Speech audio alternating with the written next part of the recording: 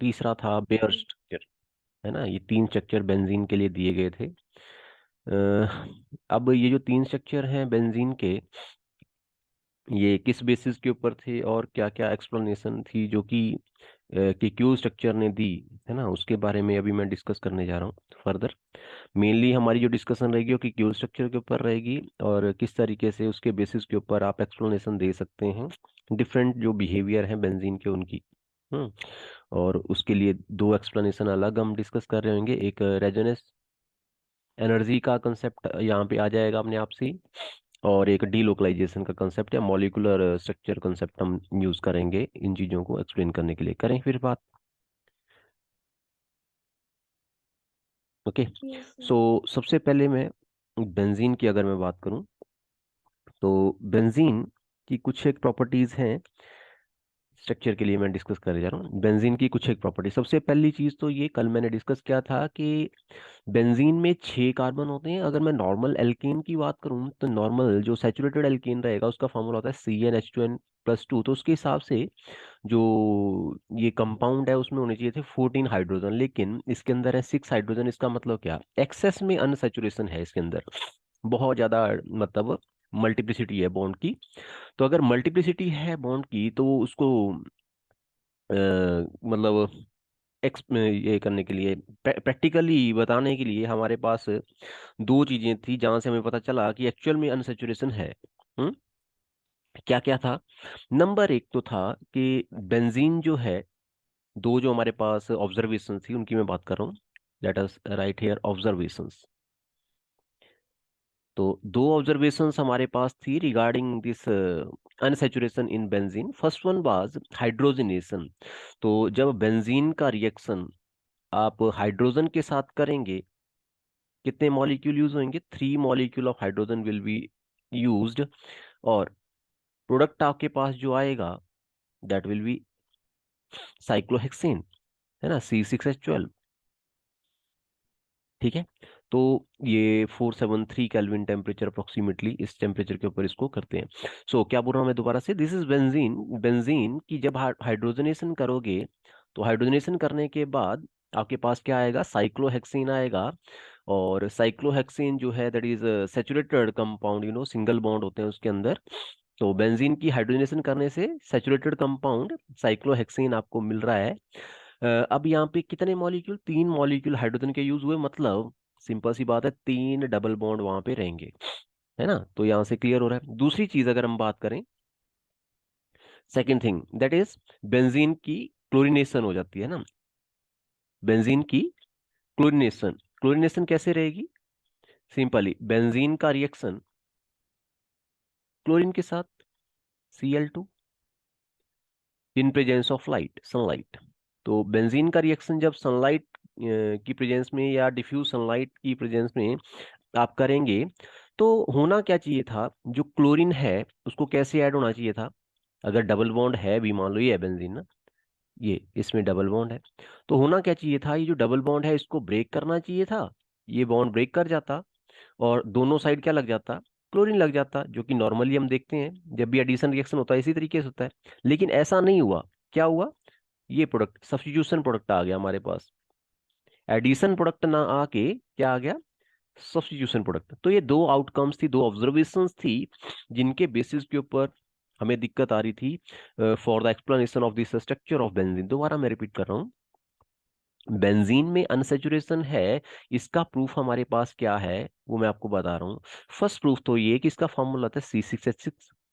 अगर मान लो 6 कार्बन वाला हम सिंगल बॉन्डेड सिस्टम भी लें और साइक्लिक सिस्टम भी लें, तो उसका भी फॉर्मूला कितना आना चाहिए, C6H12 आना चाहिए। कैसे, 2 हाइड्रोजन एक कार्बन के ऊपर आएंगे ऐसे। समझ आ रही है ये चीज या नहीं। हाँ बच्चे, क्लियर है। Yes sir. हाँ, तो C6H12 कम से कम अगर साइक्लिक सिस्टम भी है तो भी 12 हाइड्रोजन तो होने ही चाहिए। लेकिन अगर हम नॉर्मल एल्केन के साथ कंपेयर करें, C6H14 जो कि उसका फॉर्मूला होता है, उसके कंपैरिजन में इसमें कितने हाइड्रोजन कम है, 8 हाइड्रोजन लेस है। तो 8 हाइड्रोजन लेस है मतलब अनसेचुरेटेड तो है, क्योंकि मैंने कल आपको बताया था एल्केन से जब एल्कीन बनता है, सिंगल बॉन्डेड सिस्टम से डबल बॉन्डेड सिस्टम बनता है, एक बॉन्ड जनरेट करने के लिए 2 हाइड्रोजन रिमूव करने पड़ते हैं। ठीक है। तो अगर इतनी ज्यादा अनसेचुरेशन है कि 8 हाइड्रोजन कम है, तो इसका मतलब क्या, अनसेचुरेटेड सिस्टम है, और 8 हाइड्रोजन कम होने का मतलब तकरीबन तकरीबन 4 डबल बॉन्ड होंगे, या फिर एक साइक्लिक सिस्टम और 3 डबल बॉन्ड होंगे, है ना। तो उसी के हिसाब से फिर हमने बात करी कि भाई अगर ऐसे अनसेचुरेशन है इसके अंदर, अगर इसमें अनसेचुरेशन है, तो फिर उसको एक्सप्लेनेशन देते हैं कि भाई क्या एक्सपेरिमेंटली वो ऐसे है कि नहीं है। जब एक्सपेरिमेंटली चेक किया तो हाइड्रोजनेशन तो हो रही है ना, कितने साइक्लोहेक्सेन के अंदर ये कन्वर्ट हो जा रहा है। ओके, हाइड्रोजनेशन के बाद 3 molecule of hydrogen they are getting added. इसका मतलब क्या, 3 डबल बॉन्ड थे इसके अंदर, और उसके बाद एडिशन के बाद किस में कन्वर्ट हो जा रहा है, साइक्लोहेक्सेन में कन्वर्ट हो जा रहा है। लेकिन दिक्कत एक और आ गई, क्या, कि जब क्लोरीनेशन कर रहे हैं तो क्लोरीनेशन करने के दौरान एडिशन होनी चाहिए थी डबल बॉन्ड के अक्रॉस, लेकिन ऐसा नहीं हो रहा है। क्या, सब्स्टिट्यूशन हुए जा रही है, एडिशन ना होके क्या हो जा रही है, सब्स्टिट्यूशन हो जा रही है। तो इस चीज को फिर हम नहीं एक्सप्लेन कर पा रहे हैं कि भाई यहाँ पे सब्स्टिट्यूशन क्यों हो रही है ना। सब्स्टिट्यूशन क्यों हो रही है इसको समझना थोड़ा मुश्किल था। तो इस चीज के लिए फर्दर इन 3 डबल बॉन्ड के होने के बावजूद, और जो बेंजीन है वो अगर सैचुरेटेड सिस्टम की तरह बिहेव कर रहा है, सैचुरेटेड मतलब सिंगल बॉन्डेड सिस्टम जिसके अंदर डबल बॉन्ड नहीं है और एडिशन पॉसिबल नहीं हो रही है ना, तो उसकी तरह ये बिहेव कर रहा है। ठीक है, समझ आ रहा है, ये सुनो। Even benzene is having but 3 double bond, but it is behaving like single bonded system. Okay, तो आगे फर्दर अगर हम बात करें तो इसमें क्या है, दो चीजें इसको सपोर्ट कर रही हैं, इसकी मतलब सैचुरेटेड होने को। दो चीजें और supporting fact for this. What are the supporting fact? Number एक, बेंजीन की जब ब्रोमिनेशन करा, C6H6, इसका जब क्या किया, ब्रोमिनेशन, आपको याद होएगा अनसैचुरेशन टेस्ट होता है ये ना। तो बनना क्या चाहिए था, मैंने आपको पहले ही बोला, बनना चाहिए था ये इस तरीके से, आपके 2 डबल बॉन्ड वैसे के वैसे रह जाते। जो एक डबल बॉन्ड था उसकी जगह पे क्या, एक साइड भी ब्रोमीन लगना चाहिए था, दूसरी साइड भी ब्रोमीन लगना चाहिए था। लेकिन ये नहीं हुआ। हुआ क्या, वो मैंने आपको बता दिया। बेंजीन रिएक्ट कर रहा है ब्रोमीन वाटर के साथ, या ब्रोमीन के साथ, in presence of ferric bromide FeBr3, और क्या हो जा रही है, सब्स्टिट्यूशन हो जा रही है। सब्स्टिट्यूशन मतलब क्या, इसमें 6 हाइड्रोजन होते हैं हर एक कॉर्नर के ऊपर, एक हाइड्रोजन सब्स्टिट्यूट हो गया किससे, ब्रोमीन से, और साथ में HBr निकल आया। तो सब्स्टिट्यूशन रिएक्शन दे रहा है, एडिशन रिएक्शन नहीं दे रहा है। ओके, दूसरा जो इसका सपोर्टिंग फैक्ट है, that is benzene is resistant to oxidation. Benzene is resistant to oxidation, इसकी ऑक्सीडेशन भी नहीं होती है अच्छे से, समझ आया। बेंजीन की ऑक्सीडेशन भी नहीं हो पाती है, मतलब नॉर्मल ऑक्सीडाइजिंग एजेंट के साथ आप इसको ऑक्सीडाइज नहीं कर सकते हैं कि कार्बन डाइऑक्साइड और वाटर मिल जाए। ठीक है, लेकिन अगर पावरफुल ऑक्सीडाइजिंग एजेंट यूज करें तब जाके कहीं कार्बन डाइऑक्साइड और वाटर में कन्वर्ट होएगा, वो भी बहुत स्लोली, है ना। तो इन दोनों को फिर हमने एक्सप्लेनेशन देनी है किसके बेसिस के ऊपर, now we will give the explanation on the basis of Kekule structure. तो यू नो किक्यू स्ट्रक्चर क्या है, स्टोरी के बारे में भी आपको पता रहेगा ना, जब टीचर इसको करवाता है तो वो बताता है कि क्या स्टोरी थी, पता है आपको, यस और नो। हाँ बच्चे, किक्यू स्ट्रक्चर जो बेंजीन का हम बार बार ड्रॉ करते हैं उसके पीछे की स्टोरी आपको पता है, यस और नो। No, sir. नो, तो किक्यू स्ट्रक्चर जो दिया है, साइंटिस्ट का नाम है ये। ओके, एक्चुअल में वो इसके ऊपर काम कर रहा था, और उसको रात को क्या आया, सपना आया, ड्रीम आया। और ड्रीम के अंदर उसको क्या दिखाई दिया पता है, एक सांप दिखाई दिया। और वो सांप क्या कर रहा है, अपने मुंह से अपनी पूंछ को खा रहा है। समझ आ रहा है क्या बोला मैंने, एक सांप है जो क्या कर रहा है, अपने मुंह से अपनी पूंछ को खाई जा रहा है। अब सोचो, हम लोग होते, हम बोलते यार, इंडियन अगर रहते तो क्या सोचते कि यार पता नहीं क्या होएगा, है ना, ऐसे करके हम प्रिडिक्शन लगाना चालू कर देंगे, ये होएगा वो होएगा। लेकिन वो काम कर रहा था बेंजीन के स्ट्रक्चर के ऊपर, तो उसको एकदम से आइडिया आया, क्योंकि अभी साइक्लिक सिस्टम के बारे में पता ही नहीं था सारे लोग। आप सोचो हम क्या बात करने जा रहे हैं, हम बात कर रहे हैं ऐसे, हमें नहीं पता कि ऐसा स्ट्रक्चर हो सकता है बेंजीन का। हमें क्या पता है कि भी ऐसे करके कंपाउंड होते हैं ये, 3 4 5 और 6, है ना, ऐसे स्ट्रेट चेन हो सकता है। बड़ी या दो की तो ब्रांचिंग हो जाए, 3 4 5 और एक इधर लग जाए कार्बन, है ना, या एक और कार्बन लग जाए। इस तरीके से थिंकिंग अभी तक है ना, साइंटिस्ट की या साइंस के अंदर काम करने वालों की थिंकिंग यहाँ तक की थी कि भाई इस तरीके से कार्बन क्या आपस में अटैच हो सकते हैं। लेकिन अभी ये नहीं पता था कि लास्ट कार्बन जो है फर्स्ट कार्बन के साथ जुड़ भी सकता है, बॉन्ड बना सकता है, साइक्लिक सिस्टम बन सकता है। समझ आ गया? तो उसने सपने में देखा कि ऐसे करके सांप जो है, स्टोरी है, पता नहीं अब ऐसे हुआ कि नहीं हुआ, वो तो वो जाने और जो सुनाते हैं वो जाने। लेकिन वो क्या कर रहा है, अपनी पूंछ को काट रहा है, खा रहा है। इस तरीके से जब उसने सपने में देखा तो उसके दिमाग में एकदम से स्ट्राइक किया कि भाई जब ऐसे उसको इमेजिनेशन हुआ तो उसने क्या, बेंजीन का स्ट्रक्चर फिर फर्स्ट और लास्ट कार्बन को उसने क्या कर दिया, ज्वाइन कर दिया। और इस तरीके से उसने स्ट्रक्चर दिया था कि क्यू स्ट्रक्चर इसको बोलते हैं हम, है ना। समझ आया? अभी जो क्यू स्ट्रक्चर है इसकी भी ऑब्जेक्शंस हैं, इसके अगेंस्ट भी कुछ एक ऑब्जेक्शंस हैं जिनको हम क्लैरिफाई करेंगे दो दूसरे कॉन्सेप्ट लेके। ऑब्जेक्शंस क्या क्या हैं उनको एक बार देख लेते हैं against the Q structures. First is that why benzene so remarkable stability toward oxidation. Simply लिख रहा हूं मैं, why benzene is stable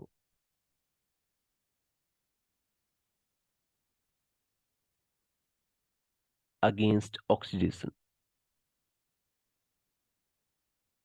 oxidising agent इसको ऑक्सीडाइज क्यों नहीं कर पा रहे हैं, पहली चीज तो ये थी, है ना। जैसे ऑक्सीडाइजिंग एजेंट कौन कौन से, KMnO4 हो गया, है ना, वो क्यों नहीं कर पा रहे हैं। दूसरा एक और चीज इसी में मैं ऐड कर दे रहा हूँ, why benzene is giving substitution reaction, why substitution reaction not addition. Addition reaction देना चाहिए ना बेंजीन को, कि सब्स्टिट्यूशन देना चाहिए, क्योंकि डबल बॉन्ड है तो एडिशन रिएक्शन देगा। ओके, लेकिन ये क्या दे रहा है, ये सब्स्टिट्यूशन जी, थैंक यू, ये क्या दे रहा है, सब्स्टिट्यूशन रिएक्शन दे रहा है, इसको देना क्या चाहिए, एडिशन रिएक्शन। समझ आ रहा है, यस और नो? बेंजीन को देना चाहिए एडिशन रिएक्शन लेकिन दे रहा है सब्स्टिट्यूशन रिएक्शन। तो ये भी ऑब्जेक्शन थी किसके अगेंस्ट, कि क्यू स्ट्रक्चर के अगेंस्ट, कि भाई डबल बॉन्ड दिखा रहा है तो इसके अंदर तो फिर एडिशन क्यों नहीं हो रहा। ओके, दूसरा अगर हम बात करें that is about double bond which are there. अगर मैं आपको सिंपल जैसी बात बताऊं कि क्यूल फॉर्मूला के अंदर कितने डबल बॉन्ड है, 3 डबल बॉन्ड है। मैं यहाँ पे अगर बात करूं, दो काइंड के बॉन्ड बेंजीन के अंदर है। कितने टाइप के बॉन्ड है, 2 टाइप ऑफ बॉन्ड, एक सिंगल कार्बन कार्बन बॉन्ड और एक double carbon double bond carbon. अब नॉर्मली अगर हम सिंपल जो एक्सरे डिफ्रैक्शन स्टडी से मिला है उसके हिसाब से अगर हम बात करें, इसमें जो बॉन्ड लेंथ आ रही है, बाकी तो आपको स्ट्रक्चर का पता चल गया, 120 डिग्री एंगल, sp2 हाइड्रेशन, है ना, इस तरीके से। लेकिन एक्सरे डिफ्रैक्शन स्टडी से हमें पता चला कि जो बॉन्ड लेंथ है इस केस में that is 139 angstrom. In case of benzene the bond length is 139, 1.39 angstrom कर लो या 139 पिकोमीटर कर लो, तो मैं 139 1.39 ऑंगस्ट्रॉन्ग कर दे रहा हूँ, है ना। बेंजीन की जो बॉन्ड लेंथ है, carbon carbon bond length benzene के अंदर सभी बॉन्ड के अंदर वो कितनी है, 1.39 ऑंगस्ट्रॉन्ग है। लेकिन अगर हम नॉर्मली बात करें, जो डबल बॉन्ड होता है उसकी बॉन्ड लेंथ जो कार्बन और कार्बन के बीच में होती है उसकी होती है 1.34 ऑंगस्ट्रॉन्ग। और सिंगल बॉन्ड के लिए सेम बॉन्ड लेंथ होती है 1.54 ऑंगस्ट्रॉन्ग। तो ना तो इसके बराबर आ रही है बॉन्ड लेंथ, ना इसके बराबर आ रही है। दोबारा मैं रिपीट कर रहा हूँ, बेंजीन के केस में जो बॉन्ड लेंथ है that is coming out to be, carbon carbon bond length is coming out to be 1.39 angstrom. Carbon carbon single bond की जो बॉन्ड लेंथ होती है वो होती है 1.54, और कार्बन कार्बन डबल बॉन्ड की बॉन्ड लेंथ होती है 1.34। ना तो इतना आ रही है ना ही इतना आ रही है, लेकिन इन दोनों के बीच में आ रही है। इसका मतलब क्या, ना तो कार्बन कार्बन बॉन्ड की जो कैरेक्टरिस्टिक है डबल बॉन्ड का है, ना ही सिंगल बॉन्ड का है। समझ आया, ये सुनो। ये 2 पॉइंट क्लियर हुए बच्चे? यस। हाँ, थर्ड पॉइंट एक और इसमें था कि अगर मान लो क्या करते हैं, इसकी सब्स्टिट्यूशन हो भी जाए, है ना, बेंजीन की सब्स्टिट्यूशन हो भी जाए, और मान लो बेंजीन के ये दो स्ट्रक्चर के क्यूल ने दिए थे इस तरीके से, यहाँ पे क्लोरीन लगा दिया और एक क्लोरीन यहाँ पे लगा दी, और दूसरा स्ट्रक्चर जो कि आपको पता है, क्योंकि डबल बॉन्ड केवल इन्हीं दो कार्बन के बीच में होंगी, ये कोई फिक्स थोड़े किया हुआ है। तो मान लो डबल बॉन्ड यहाँ पे है, एक डबल बॉन्ड यहाँ पे है और एक डबल बॉन्ड यहाँ पे है। तो अगर सेम कंपाउंड दोबारा इस तरीके से हम ड्रॉ करें, तो ये आपस में हो क्या गए, दे आर आइसोमर ना। ये जो फर्स्ट कंपाउंड मैंने ड्रॉ किया आफ्टर क्लोरीनेशन और सेकंड कंपाउंड जो ड्रॉ किया, ये तो दोनों क्या हो गए, आइसोमर हो गए ना एक दूसरे के। लेकिन ये आइसोमर एग्जिस्ट ही नहीं करते, है ना। अगर ऐसा पॉसिबल होता कि क्यू स्ट्रक्चर पॉसिबल था, तो हमें क्या मिलने चाहिए थे, इस तरीके के दो आइसोमर मिलने चाहिए थे, जो हमें नहीं मिल रहे हैं। तो इसका मतलब ये जो फिर थ्योरी है कि क्यू स्ट्रक्चर है, उसमें या तो प्रॉब्लम है या तो हमारी अंडरस्टैंडिंग में प्रॉब्लम है। चलो, इसको तो उसने एक्सप्लेन कर दिया, उसने बोला कि ये दोनों स्ट्रक्चर जो हैं आपस में क्या होते हैं, इक्विलिब्रियम में होते हैं। ये इसमें कन्वर्ट होता रहता है और ये इसमें कन्वर्ट होता रहता है, बोला। ओके, चलो, इसको तो डायनामिक इक्विलिब्रियम बोल के उसने एक्सप्लेन कर दिया। लेकिन बाकी जो चीजें थी कि benzene is stable against oxidation and it is giving substitution reaction not the addition reaction. दूसरी जो ऑब्जर्वेशन थी कि भाई कार्बन कार्बन जो बॉन्ड लेंथ है ना तो सिंगल बॉन्ड के बराबर आ रही है ना डबल बॉन्ड के बराबर आ रही है। ठीक है। तो इन ऑब्जर्वेशंस को फिर एक्सप्लेन किया गया दो कंसेप्ट यूज करके, और वो दो कंसेप्ट कौन कौन से थे? One was molecular orbital theory, sorry, molecular orbital structure concept, है ना, स्ट्रक्चर ऑफ बेंजीन के बेसिस के ऊपर वो दिया गया। और दूसरा था रेजोनेंस के बेसिस के ऊपर। तो इसको मैं अब लेने जा रहा हूँ explanation for this structure of benzene. तो सबसे पहला जो कंसेप्ट जिसको हम यूटिलाइज कर रहे हैं, that is molecular orbital structure of benzene.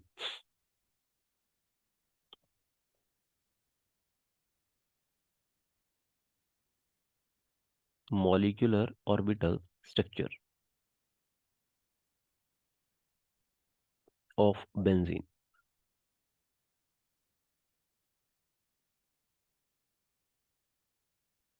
Simply ये देखो कि बेंजीन के केस में कार्बन हैं कितने, 6, 1, 2, 3, 4, 5 एंड 6। और ये जो 6 के 6 कार्बन है, दे आर sp2 हाइब्रिडाइज्ड।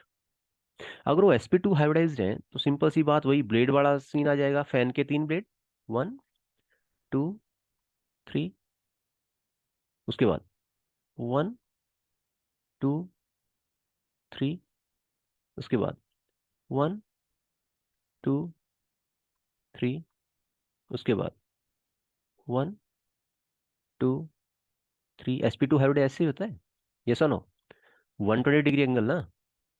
तो ये तीनों ऑर्बिटल आपस में 120 डिग्री के ऊपर है, जो कि हर एक कार्बन के लिए मैं ड्रॉ करे जा रहा हूँ। ये सिचुएशन है बेंजीन के केस में। एक इलेक्ट्रॉन एक कार्बन दिया जा रहा है, एक दूसरा दिया जा रहा है। अब ये जो तीसरा हाइब्रिड ऑर्बिटल है, ये किसके साथ ओवरलैप करेगा? हाइड्रोजन के साथ। तो ये है carbon skeleton in case of benzene. लेकिन ये तो हुए 3 ऑर्बिटल, कार्बन के केस में तो 4 ऑर्बिटल रहेंगे ना, एक एस और 3 p ऑर्बिटल। तो अब वो जो p ऑर्बिटल हैं, उनको मैं ड्रॉ कर रहा हूँ दूसरे स्ट्रक्चर में, आप यहाँ पे समझेंगे। ये तो आ गया स्केलेटन जो कि मैंने यहाँ पे आपको ड्रॉ करके दिया। हाइड्रोजन यहाँ पे मैं नहीं दिखा रहा हूँ ताकि कंफ्यूजन ना होए। अब अनहाइब्रिड ऑर्बिटल एक एक रह जाएगा, sp2 हाइब्रिडाइजेशन है तो एक एक अनहाइब्रिड p ऑर्बिटल, उसको कैसे ड्रॉ करेंगे, लाइक दिस। अब ये जो स्केलेटन था ये एक प्लेन के अंदर, और ये इस तरीके से परपेंडिकुलर टू द प्लेन। अब इसमें आप नंबरिंग कर सकते हैं चाहे तो, क्या कर सकते हैं, कार्बन का नंबरिंग कर सकते हैं, कार्बन का नंबरिंग कर दो। कैसे नंबरिंग करोगे? You may write here 1, 2, 3, 4, 5, 6। तो इस तरीके से आप कार्बन का नंबरिंग कर दो।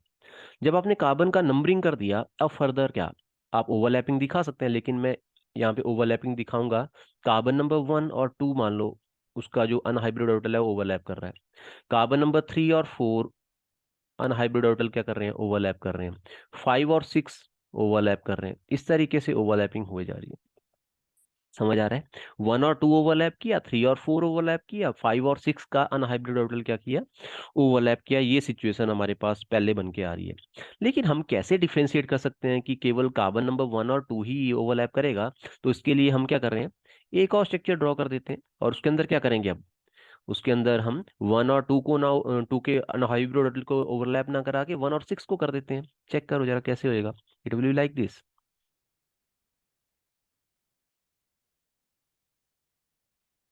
ये सिचुएशन आ जाएगी।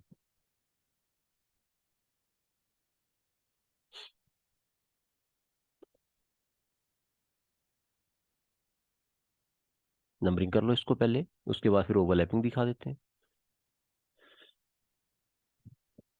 So this is carbon number 1, 2, 3, 4, 5 and 6।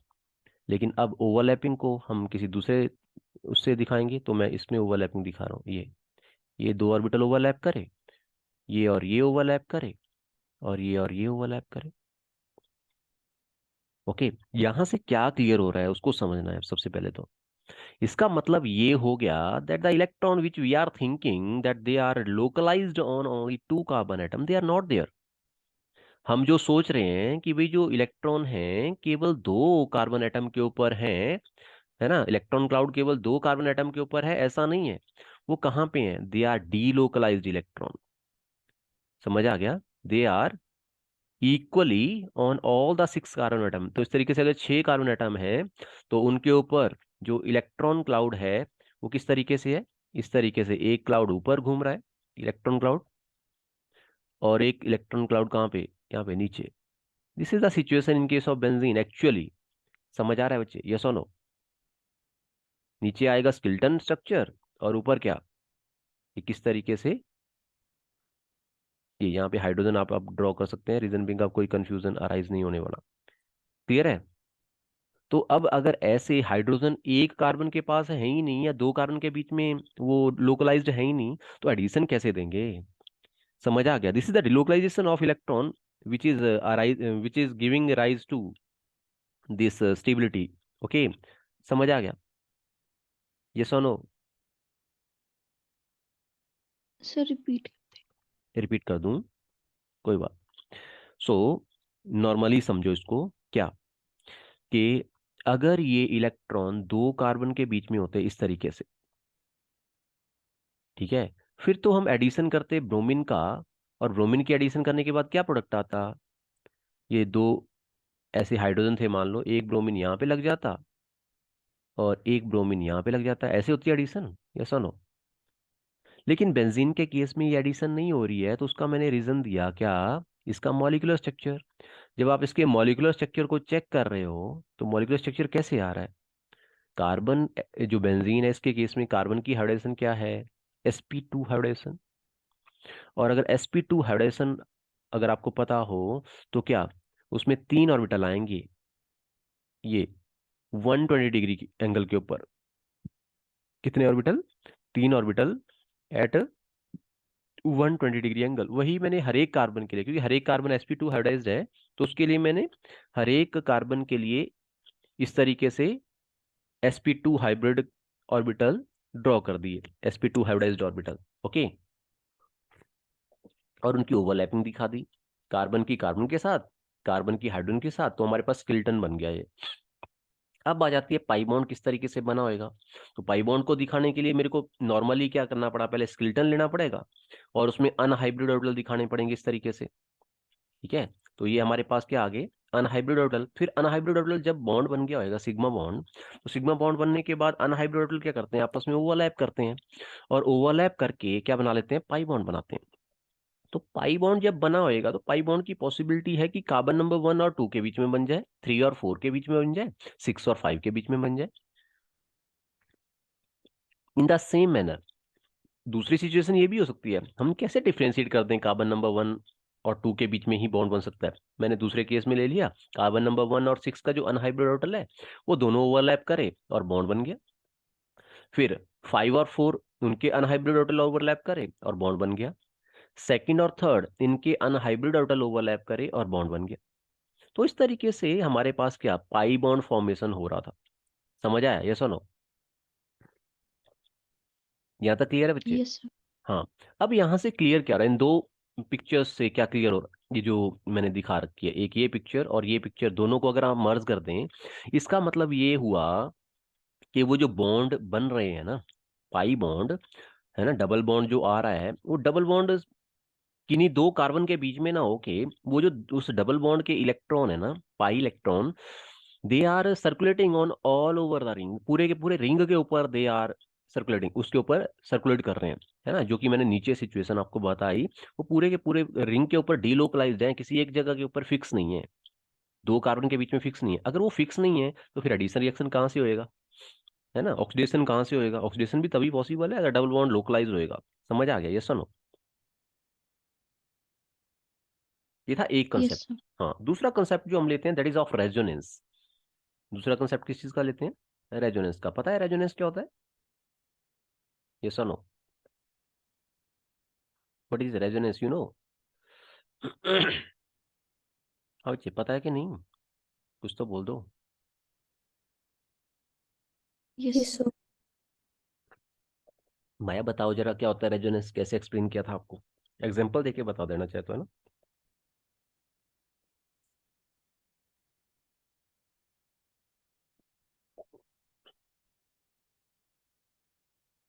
हाँ बच्चे, माया एक्सप्लेन करो थोड़ा सा, व्हाट इज रेजोनेंस?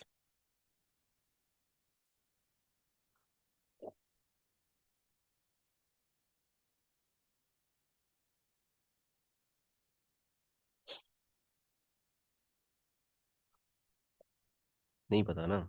ऐसे ही है, यस सर का कह रहे हो, नो सर यस सर, बस दो ही आते हैं आपको।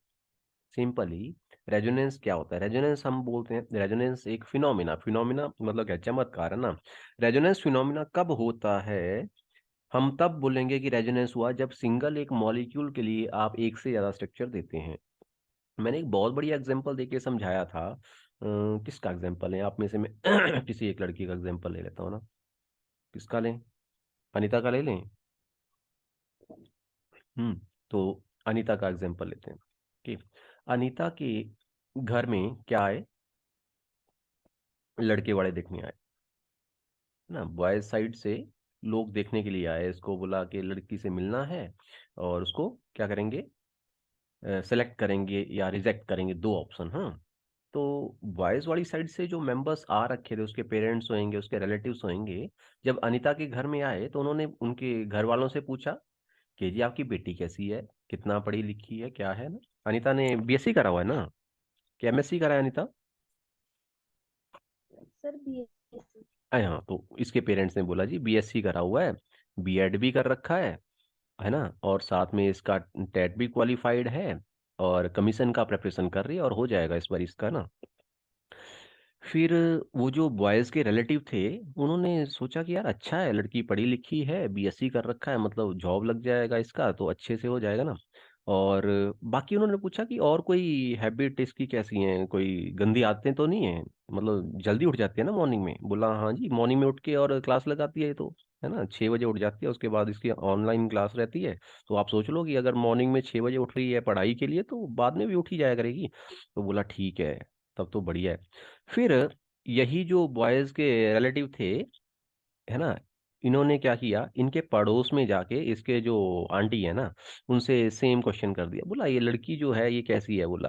तो आंटी ने पता क्या बोला? बोला रहने दो, इसको तो काम ही कोई नहीं आता, बोला घर का तो काम बिल्कुल नहीं करती, बोला मदर ही सारा काम करती है, और ये कोई काम नहीं करती है। तो आंटी ने ये सारी डिस्क्रिप्शन दे दी। ओके। और साथ में क्या बोल दिया, बोला कोई फायदा नहीं, बोला इससे मैरिज करोगे दुखी रहोगे सारी उम्र, बोला, है ना। फिर ये लोगों को अब सेटिस्फेक्शन नहीं हुई, तो डिलेमा में पड़ गए। ये चले गए इसके कॉलेज में। हाँ, और कॉलेज में जाके इसके टीचर से पूछ लिया कि भी ये पढ़ने में कैसी है ना। तो टीचर ने बोला भाई ये मुश्किल ही है, नहीं अच्छे से नहीं पढ़ती है, थोड़ा थोड़ा ही पढ़ती है, ज़्यादा नहीं पढ़ती है ना, ज़्यादा इंटेलेक्चुअल नहीं है, नॉर्मल नॉर्मल ही पढ़ती है। फिर इसके फ्रेंड्स के पास चले गए, है ना, बोला कोई गलत आदत तो नहीं है, स्मोकिंग वगैरह तो नहीं करती, ड्रिंक वगैरह तो नहीं करती?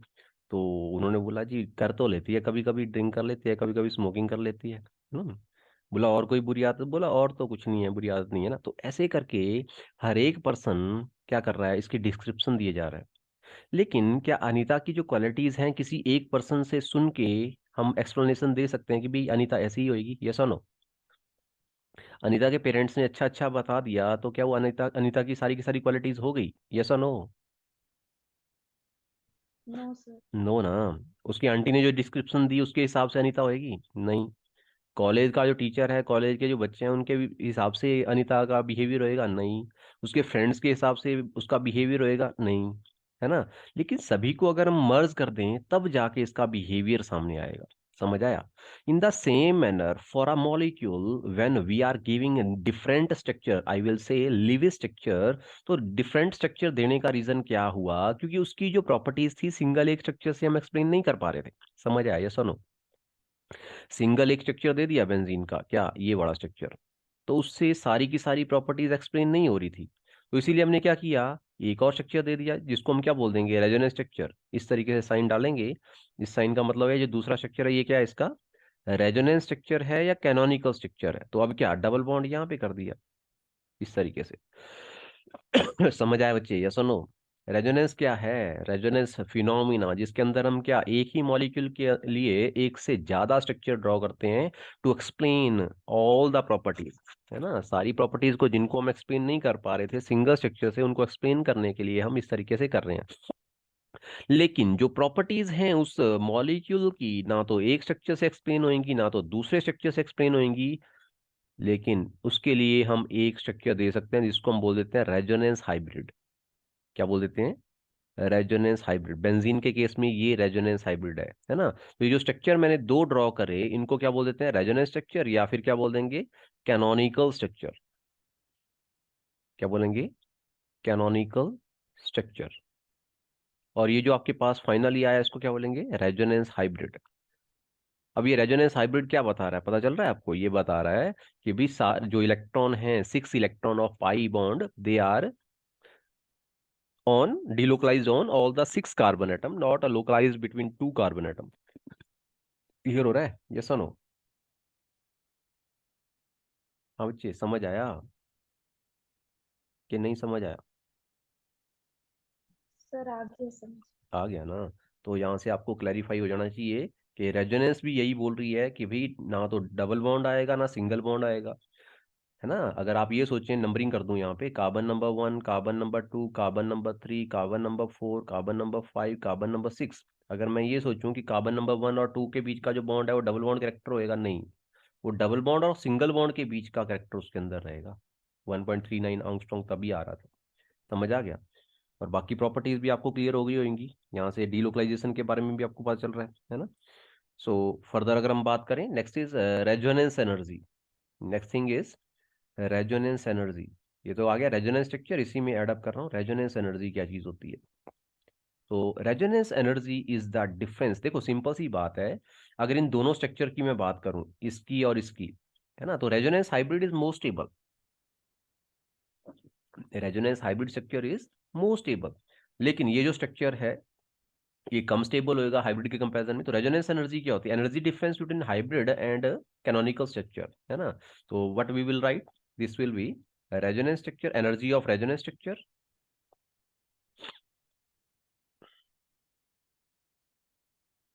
Energy of resonance structure and minus energy of resonance hybrid.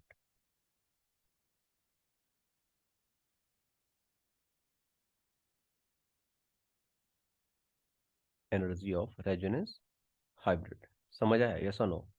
तो ये दोनों का energy difference, resonance energy is the energy difference between what, these two, energy of resonance structure and energy of resonance hybrid. अब simple सी बात है, resonance structure की energy थोड़ी ज्यादा होगी, रेजोनेंस हाइब्रिड की एनर्जी कम होगी। जो एनर्जी डिफरेंस इन दोनों के बीच में रहेगा उसी को बोल देते हैं रेजोनेंस एनर्जी।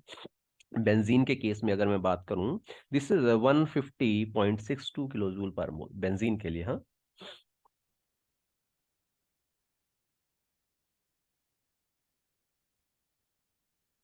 तो ये जो एनर्जी डिफरेंस है, ये जो स्टेबिलिटी है बेंजीन के अंदर, इसी की वजह से ये रिएक्टिविटी उतनी शो नहीं कर रहा है ना? ऑक्सीडेशन नहीं हो रही है इसकी, एडिशन रिएक्शन नहीं दे रहा है। समझ आ रहा है ये चीजें?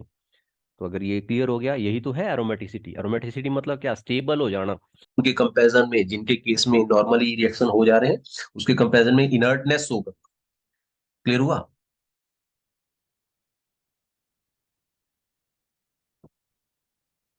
हाँ बच्चे, क्लियर है?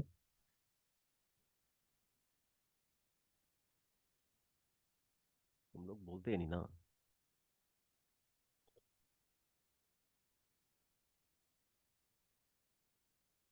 ओके, आगे मूव कर रहा हूं मैं।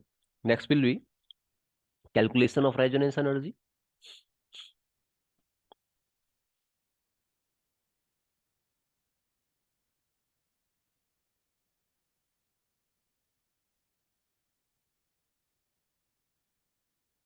Calculation of resonance energy.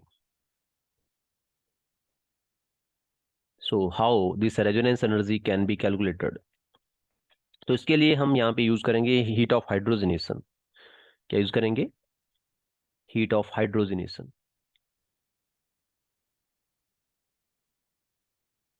तो हीट ऑफ हाइड्रोजनेशन को कैसे यूज किया जाए ताकि जो हमारे पास है एनर्जी, रेजोनेंस एनर्जी कैलकुलेट करी जा सके।